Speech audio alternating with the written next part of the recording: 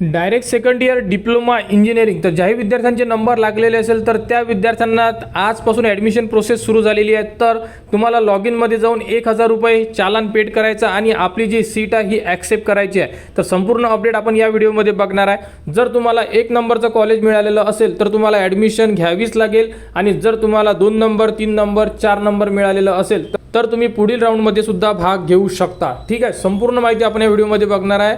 Video skip न करता बघा, कारण की यामध्ये जर तुमच्याकडून कोणती चूक झाली तर तुमचं 1 वर्ष हे वाया जाऊ शकते. बघा, सर्वात प्रथम आपल्याला करून घ्यावं लागते ते म्हणजे कॅन्डिडेट लॉग इन. तर आपल्याकडे ID आहे आणि पासवर्ड आहे. जो ID आणि पासवर्ड तुम्ही कॅपराऊंडचा फॉर्म फिल करताना यूज केलेला आहे, तोच ID आणि पासवर्ड आपल्याला यामध्ये इन्सर्ट करून आपल्याला सर्वात प्रथम लॉग इन करून घ्यायचा आहे. तर कॅन्डिडेट लॉग इनच्या ऑप्शनला क्लिक करा. क्लिक केल्यानंतर बघू शकता इथे तुमच्याकडे ID आहे, ID टाका, पासवर्ड आहे, पासवर्ड टाका आणि त्यानंतर सर्वात प्रथम लॉग इनला क्लिक करा. लॉग इन केल्यानंतर बघू शकता अशा प्रकारे तुम्हाला तुमचे संपूर्ण प्रोफाईल दिसून पडेल. ठीक आहे, आता यामध्ये बघा, पहिला पॉईंट म्हणजे तुम्ही इथून अलॉटमेंट लेटरची प्रिंट काढू शकता. तुम्हाला ती प्रिंट लागू शकते ज्या कॉलेजला तुमचा नंबर लागलेला आहे त्या कॉलेजला देण्यासाठी. क्लिअर. त्यानंतर तुम्हाला करायचं आहे सीट ॲक्सेप्टन्स. बघा, इथे एक ऑप्शन दिलेला आहे, इथे राऊंड 1चं ऑप्शन दिलेलं आहे. तर यामध्ये आपल्याला राऊंड 1ला क्लिक करून त्यामध्ये आता जशा आपण स्टेप सांगणार आहे त्या स्टेप तुम्हाला कंप्लीट करायच्या आहे आणि आपली ॲडमिशन प्रोसेस ही कंप्लीट करायची आहे. तर राऊंड 1चं जे ऑप्शन आहे इथे तुम्हाला क्लिक करायचं आहे.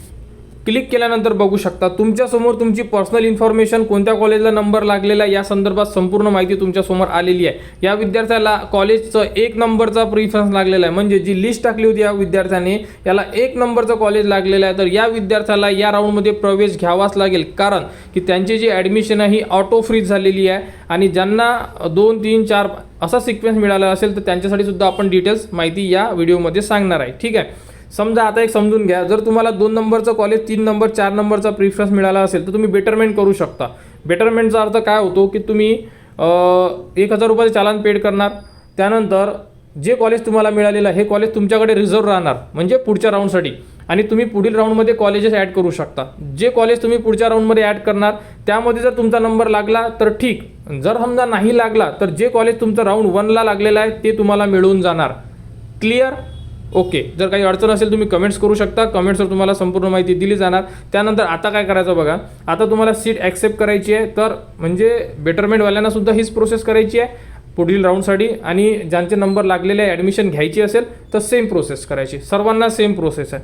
सर्वात प्रथम आता क्लिक टू कम्प्लीटचं जे ऑप्शन दिलेलं आहे इथे आपल्याला क्लिक करायचं आहे. क्लिक केल्यानंतर बघू शकता संपूर्ण माहिती पर्सनल तुम्ही बघितली आता तुमची, ज्यामध्ये तुमचे नंबर लागलेले आहे, कॉलेजचं नाव, पर्सनल इन्फॉर्मेशन. त्यानंतर इथे तुमची ही संपूर्ण माहिती दिली आहे जी तुम्ही फॉर्ममध्ये टाकलेली आहे. संपूर्ण माहिती एकदा चेक करा आणि करेक्टला क्लिक करून घ्या. संपूर्ण माहितीला करेक्ट करणं आहे तुम्हाला. ठीक आहे, हे जे मार्क्स, मेल कॅन्डिडेट आहे का, किती मार्क्स होते, इंग्लिशमध्ये किती होते, सायन्सला किती होते, अशा प्रकारे तुम्हाला संपूर्ण ठिकाणी करेक्ट करून घ्यायचं. ठीक आहे, इथे क्लिक करू नका, इथे क्लिक करा. ठीक आहे, त्यानंतर अशा प्रकारे संपूर्ण माहिती तुम्ही एकदा चेक करून घ्या आणि त्यानंतर इथे करेक्टला क्लिक केलं की खालच्या साईडला तुम्हाला डॉक्युमेंट्सचं ऑप्शन येणार आहे, त्यामध्ये सुद्धा तुम्हाला व्हेरीफाईडला क्लिक करून घ्यायचं आहे.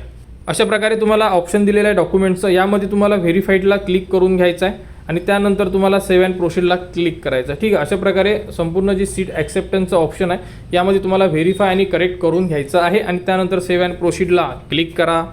त्यानंतर बघू शकता, आता बघा मी तुम्हाला स्टार्टिंगला सांगितलं या विद्यार्थ्याला 1 नंबरचं कॉलेज लागलेलं आहे, 1 नंबरवाल्याला ॲडमिशन घ्यावीच लागते, कंपल्सरी आहे, ऑटो फ्रीज आहे डायरेक्टली. याला बेटरमेंटचं ऑप्शन आलेलं नाही आहे, कारण की 1 नंबरचं ऑप्शन मिळालं. बघा, प्रिफरन्स कोणता आहे, 1 नंबर.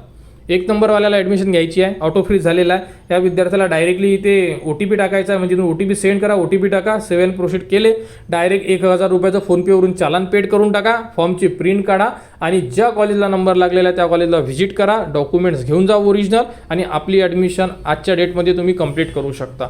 क्लिअर. हे कोणासाठी, या विद्यार्थ्यासाठी.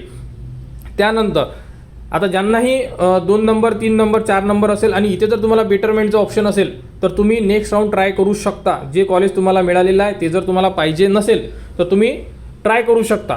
ओके, आणि जर तुम्हाला जे कॉलेज मिळालेलं आहे, समजा फॉर एक्झाम्पल 4 नंबरचा प्रिफरन्स तुम्हाला लागलेला आहे, तुम्हाला हा प्रिफरन्स पाहिजे आहे, तुम्हाला इथे ॲडमिशन घ्यायची आहे, तुम्हाला इथे फ्रीजचं ऑप्शन आहे, फ्रीज करा. ऐकून घ्या, फ्रीज म्हणजे ॲडमिशन घेणे होते, बेटरमेंट म्हणजे काय होते, यापेक्षा बेटर पाहिजे म्हणजे अजून तुम्हाला एक राऊंड ट्राय करायचा. क्लिअर, समजून घ्या. फ्रीज म्हणजे ॲडमिशन, बेटरमेंट म्हणजे पुढच्या राऊंडला ट्राय करणार. हे 2 ऑप्शन समजून घ्या आणि त्याप्रकारे आपली ॲडमिशन प्रोसेस कंप्लीट करा. OTP टाका, पेमेंट करा आणि फॉर्मची प्रिंट काढून आपल्या कॉलेजला ॲडमिशन प्रोसेस कंप्लीट करा. या व्यतिरिक्त काही अडचण असेल तुम्ही कमेंट्स करू शकता. कमेंट्सवर तुम्हाला संपूर्ण माहिती दिली जाणार. तर डायरेक्ट सेकंड इयर इंजिनिअरिंग डिप्लोमाबद्दल आता पुढील जो राऊंड असणार आहे राऊंड 2, यामध्ये कोण कोण इलिजिबल असेल, फॉर्म कसा भरायचा या संदर्भात संपूर्ण अपडेट तुम्हाला आपल्या चॅनलवर देण्यात येणार. त्यासाठी आपल्या चॅनलच्या कनेक्टमध्ये राहा, चॅनलला सबस्क्राईब करा व हा व्हिडिओ इतरांपर्यंत शेअर करा.